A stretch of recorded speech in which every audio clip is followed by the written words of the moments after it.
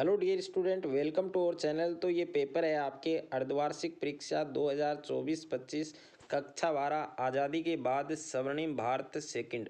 तो जो आपके 14 दिसंबर को होने वाला है जो पेपर, वो इस वीडियो के अंदर मैं आपको कंप्लीट बताने वाला हूं। तो वीडियो को आपको कंप्लीट देखना है।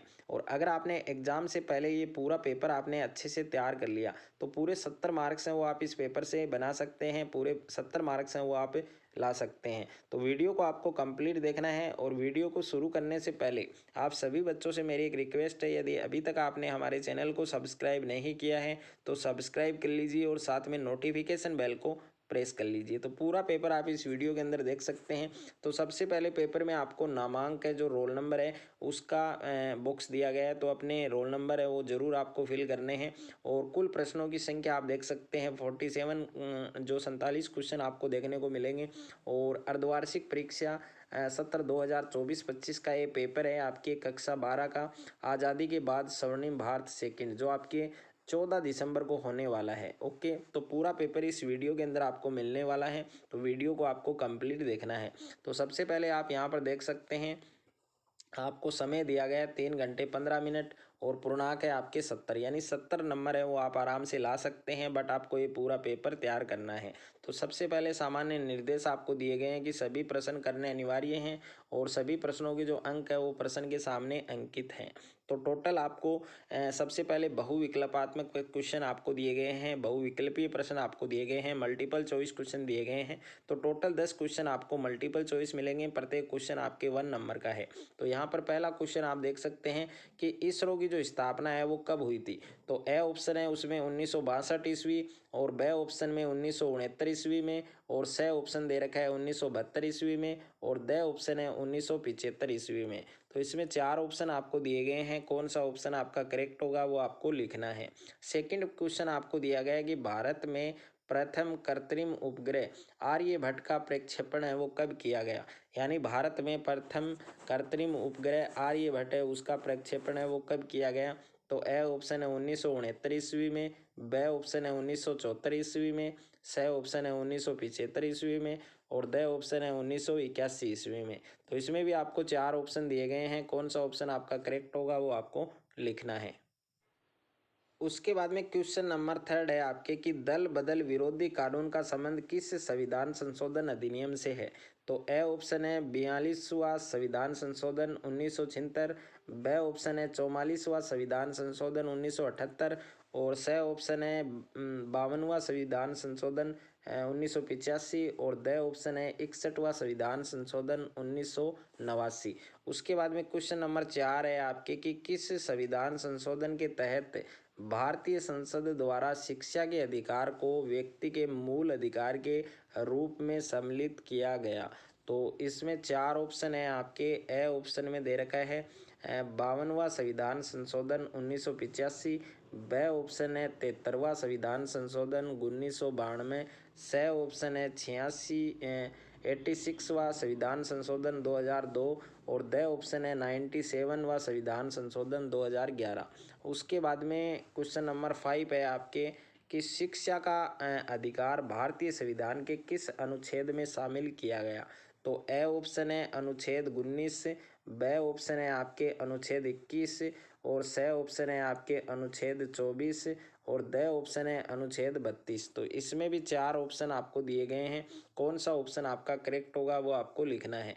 क्वेश्चन नंबर 6 है आपके कि निम्न में से किस कार्यक्रम को निर्धनता उन्मूलन का एक सर्वोपरि कार्यक्रम माना गया।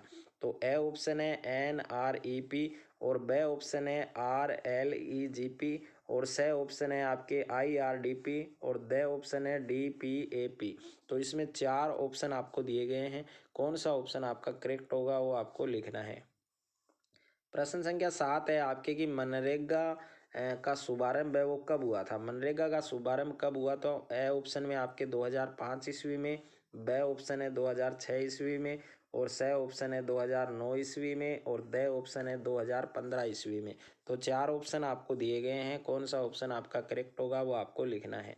क्वेश्चन नंबर 8 है आपके कि विनोबा भावे को भूदान आंदोलन के दौरान पहला भूमिदान किस राज्य में प्राप्त हुआ। तो ए ऑप्शन है केरल, बी ऑप्शन है आंध्र प्रदेश, सी ऑप्शन है तमिलनाडु, डी ऑप्शन है कर्नाटक। तो इसमें 4 ऑप्शन आपको दिए गए हैं। और उसके बाद में प्रश्न नंबर 9 है आपके कि बाडूंग सम्मेलन है वो कब आयोजित हुआ। तो ए ऑप्शन है 1947 ईस्वी में, बी ऑप्शन है 1950 ईस्वी में, सी ऑप्शन है 1954 ईस्वी में, डी ऑप्शन है 1955 ईस्वी में। तो इसमें 4 ऑप्शन आपको दिए गए हैं, कौन सा ऑप्शन आपका करेक्ट होगा वो आपको लिखना है।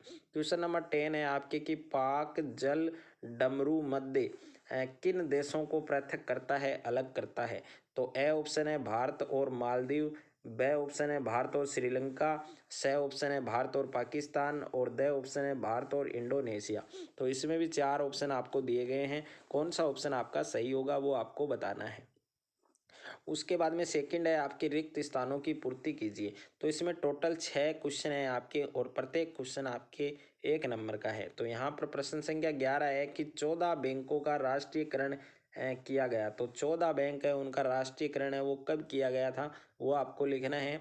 और क्वेश्चन नंबर 12 है कि प्रथम पिछड़ा वर्ग आयोग है उसका गठन कब किया गया।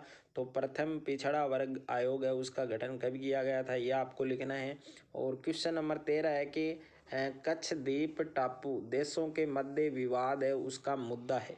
और प्रश्न संख्या 14 है कि ईमेल का आविष्कार है वो किसने किया। तो ईमेल का आविष्कार किसने किया था यह आपको लिखना है।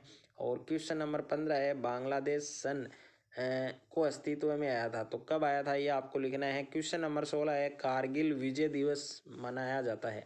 तो कारगिल विजय दिवस है वो कब मनाया जाता है वो आपको लिखना है। और उसके बाद में अति लघुतरात्मक प्रश्न हैं। तो यहाँ पर प्रश्न संख्या 17 से 28 तक के जो क्वेश्चन है वो अति लघुतरात्मक है। तो प्रश्न संख्या 17 है कि श्वेत क्रांति से क्या तात्पर्य है। और प्रश्न संख्या 18 है सूचना का अधिकार है उससे क्या तात्पर्य है। और प्रश्न संख्या 19 है कि वस्तु एवं सेवा कर यानी जीएसटी क्या होती है। और प्रश्न संख्या 20 है गरीबी रेखा को परिभाषित कीजिए। और प्रश्न संख्या 21 है वर्तमान में भारत में कितने राज्य और केंद्र शासित प्रदेश हैं। और प्रश्न संख्या 22 है वीडियो कॉन्फ्रेंसिंग है उससे क्या तात्पर्य है। प्रश्न संख्या 23 है ऑपरेशन ब्लैक बोर्ड के बारे में आप क्या जानते हैं। और प्रश्न संख्या 24 है कि शिमला समझौता कब और किन के मध्य हुआ। और प्रश्न संख्या 25 है उदारीकरण के बारे में आप क्या जानते हैं। और प्रश्न संख्या 26 है पोखरण सेकंड से क्या अभिप्राय है। और प्रश्न संख्या 27 है गुजराल सिद्धांत क्या है। और 28वां क्वेश्चन है कि गुट निरपेक्ष आंदोलन यानी NAM का प्रथम शिखर सम्मेलन कब हुआ ये आपको स्पष्ट करना है। उसके बाद में लघुतरात्मक प्रश्न है प्रश्न संख्या 29 से 42 तक जो आपके लघुतरात्मक प्रश्न है। और प्रश्न संख्या 29 है आपके कि पाक अधिकृत कश्मीर से क्या तात्पर्य है। और प्रश्न संख्या 30 है मोतियों की माला नीति से क्या अभिप्राय है। और 31वां प्रश्न है कि भारत में भूमि सुधारों के मुख्य उद्देश्य बताइए। और 32वां क्वेश्चन है कि स्वच्छ भारत मिशन से क्या तात्पर्य है। और 33वां क्वेश्चन है कि ई गवर्नेंस से क्या तात्पर्य है। और क्वेश्चन नंबर 34 है अमूल क्या है। और 35वां प्रश्न है काका कालेलकर आयोग है वो कब बना। और 36वां क्वेश्चन है आधार कार्ड के कोई 2 लाभ आपको बताने हैं। उसके बाद में क्वेश्चन नंबर 37 है आपके कि न्यूनतम आवश्यकता कार्यक्रम MNP का उद्देश्य क्या था। और क्वेश्चन नंबर 38 है कि भारतीय विदेश नीति की कोई 3 विशेषताएं बताइए। और प्रश्न संख्या 39 है कि भारत के केंद्रीय बैंक है उसका नाम लिखिए। और क्वेश्चन नंबर 40 है कावेरी नदी जल विवाद है उस पर टिप्पणी लिखनी है। और क्वेश्चन नंबर 41 है कि पूर्व की ओर देखो नीति से आप क्या समझते हैं। और क्वेश्चन नंबर 42 है राष्ट्रीय डेयरी योजना है उसके बारे में आपको बताना है। उसके बाद में क्वेश्चन नंबर आपके 43 से 47 तक के दीर्घ उत्तरीय प्रश्न है यानी क्वेश्चन नंबर 43 से 45 तक आपके दीर्घ उत्तरीय प्रश्न है। और प्रत्येक प्रश्न आपके 3 मार्क्स का है।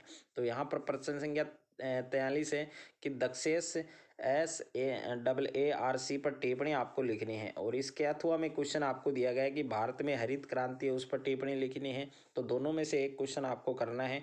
और प्रश्न संख्या 44 है कि दलाई लामा को भारत में राजनीतिक शरण पर चीनी प्रतिक्रिया क्या रही। और इसके अथवा में क्वेश्चन है कि सन 1962 के भारत चीन युद्ध है उस पर टिप्पणी आपको करनी है। और प्रश्न संख्या 45 है आपके कि राष्ट्रीय शिक्षा नीति 1986 के प्रमुख प्रावधान है उनको स्पष्ट करना है। और इसके अथवा में प्रश्न है कि भारत श्रीलंका संबंधों को स्पष्ट कीजिए। उसके बाद में निम्नात्मक प्रश्न है और प्रत्येक प्रश्न 6 मार्क्स का है आपके। तो यहाँ पर प्रश्न संख्या 46 है कि भारत में निर्धनता को दूर करने की जो सरकारी प्रयास हैं उनका वर्णन कीजिए। और अथवा में प्रश्न है बांग्लादेश के निर्माण में भारत की भूमिका महत्वपूर्ण रही, इस कथन की आपको व्याख्या करनी है। और क्वेश्चन नंबर 47 है कि भारत में भूमि सुधारों हेतु उठाए गए कदमों का उल्लेख करते हुए भू सुधारों की जो प्रगति है उसका मूल्यांकन कीजिए। और अथवा में प्रश्न है उदारीकरण का अर्थ स्पष्ट करते हुए 1991 की नई आर्थिक नीति है उसके मुख्य उद्देश्य है वो आपको लिखने हैं। तो पूरा पेपर इस वीडियो के अंदर मैंने आपको बताया है। और इस पेपर का जो पीडीएफ है वो आपको डिस्क्रिप्शन में मिलेगा, तो वहाँ जाकर इस पेपर का पीडीएफ आप डाउनलोड कर सकते हैं और ये पूरा पेपर आप तैयार कर सकते हैं।